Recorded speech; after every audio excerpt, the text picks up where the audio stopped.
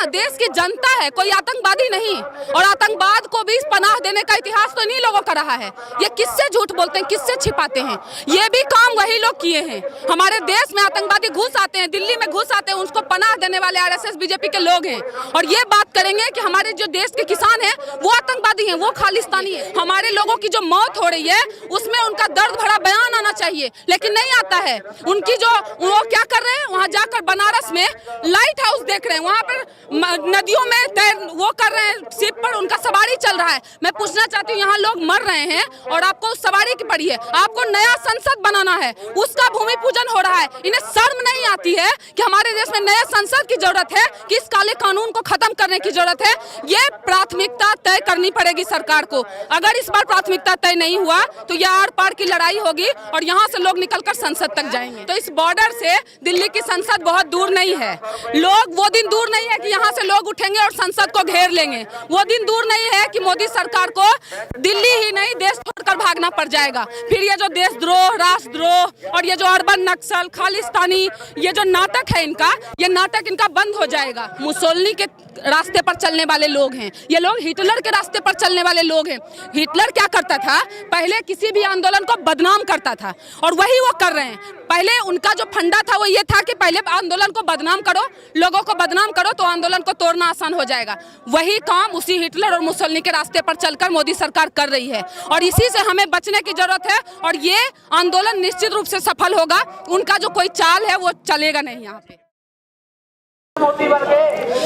Ma'am, वार्तालाप को लेकर के खबरें सामने आ रही हैं कि लगातार वार्तालाप पे वार्तालाप हो रहे हैं, लेकिन विफल होने का कारण क्या है?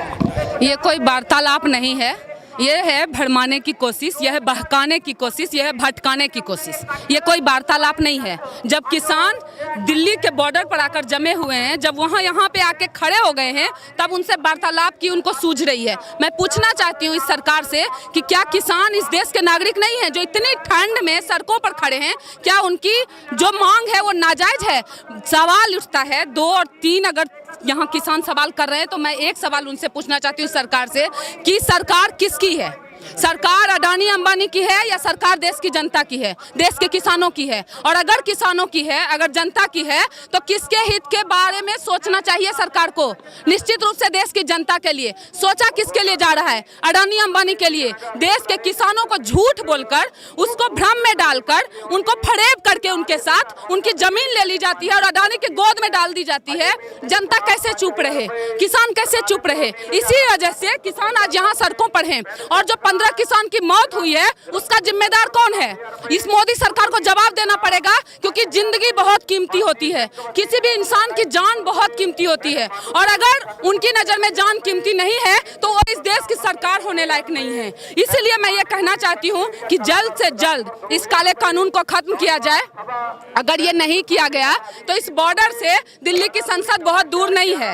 लोग वो दिन दूर नहीं है कि यहाँ से लोग उठेंगे और संसद को घेर लेंगे। वो दिन दूर नहीं है कि मोदी सरकार को दिल्ली ही नहीं देश छोड़कर भागना पड़ जाएगा। फिर ये जो देशद्रोह, राष्ट्रद्रोह और ये जो अर्बन नक्सल, खालिस्तानी, ये जो नाटक है इनका, ये नाटक इनका बंद हो जाएगा। तो वो किसान के, देश की जनता के जो उनका जो सब्र है उसका परीक्षा ना लें। वो इनका जो सब्र है वो बांध टूटता जा रहा है, उसकी जो परीक्षा वो ले रहे हैं वो कम कर दे, वो खत्म कर दे। ये जो किया जा रहा है, जो खेल खेला जा रहा है अडानी और अंबानी की गोद में बैठकर किसानों को जो भटकाया जा रहा है, उनके आंदोलन को तोड़ा जा रहा है, उन्हें तोड़ा जा रहा है कि आप हिंदू हो, मुस्लिम हो, इसमें खालिस्तानी है, आतंकवादी हैं। ये जो किया जा रहा है इसे तुरंत खत्म किया जाना चाहिए। नहीं तो इस देश की जनता जब जाग जाएगी और जब पहुंच जाएगी संसद तो उनके पास ना सवाल करने का टाइम होगा ना जवाब देने का। अच्छा मैम, एक सवाल यहाँ पर ये भी उठ रहा है, कह रहे हैं कि किसानों की बहुत सालों से मांग रही है और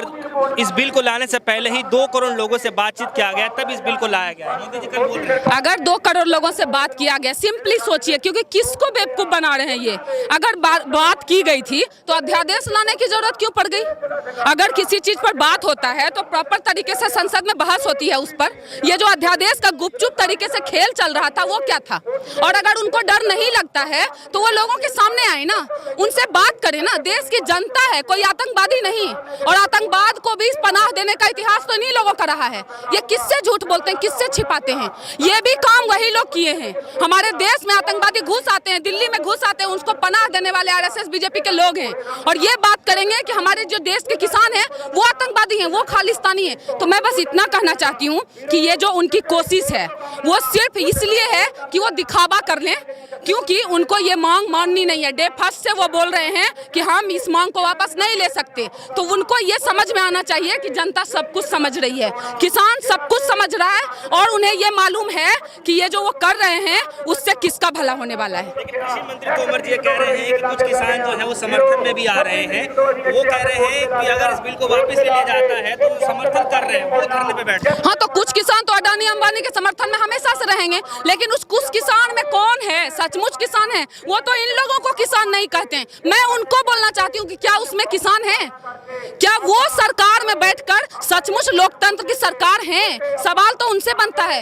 अगर वो सवाल नहीं बनता, वो कॉर्पोरेट के सरकार है, पूंजीवाद के सरकार है, पूंजीवादियों का जो जत्था है उनकी सरकार है या हमारी सरकार है? पहले उनसे जवाब लेने की जरूरत है। हमारी सरकार है तो हमारे दुख और दर्द में उनका साथ होना चाहिए। हमारे लोगों की जो मौत हो रही है उसमें उनका दर्द भरा बयान आना चाहिए, लेकिन नहीं आता है।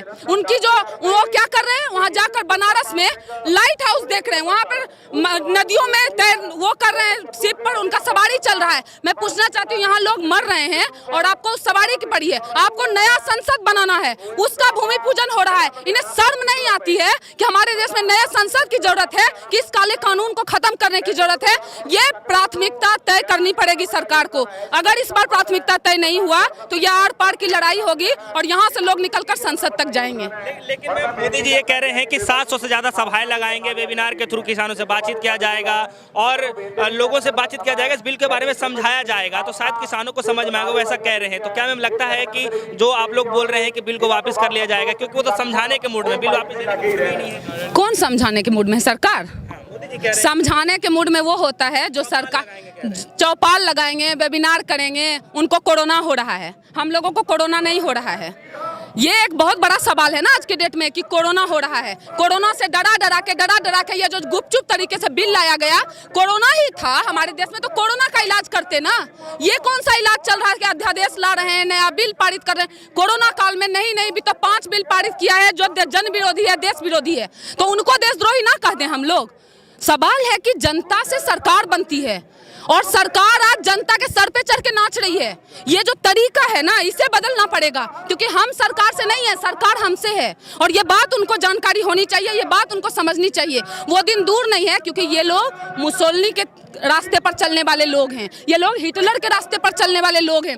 हिटलर क्या करता था, पहले किसी भी आंदोलन को बदनाम करता था, और वही वो कर रहे हैं। पहले उनका जो फंडा था वो ये था कि पहले आंदोलन को बदनाम करो, लोगों को बदनाम करो, तो आंदोलन को तोड़ना आसान हो जाएगा। वही काम उसी हिटलर और मुसोलिनी के रास्ते पर चलकर मोदी सरकार कर रही है, और इसी से हमें बचने की जरूरत है। और ये आंदोलन निश्चित रूप से सफल होगा। उनका जो कोई चाल है वो चलेगा नहीं यहाँ पे। कब तक संघर्ष आप लोगों का चलेगा? देखिए, ये लड़ाई तो बिल्कुल, मतलब मैं ये कहूँ कि आर पार भी कहना थोड़ा मुश्किल होगा, क्योंकि ये जिंदगी और मौत की लड़ाई है। यहाँ हमारे भाई लोग शहीद हुए हैं, इस जगह पर उनकी जान गई है, तो ये आर पार की लड़ाई है और निश्चित रूप से सफलता तक जाकर ही लोग मानेंगे।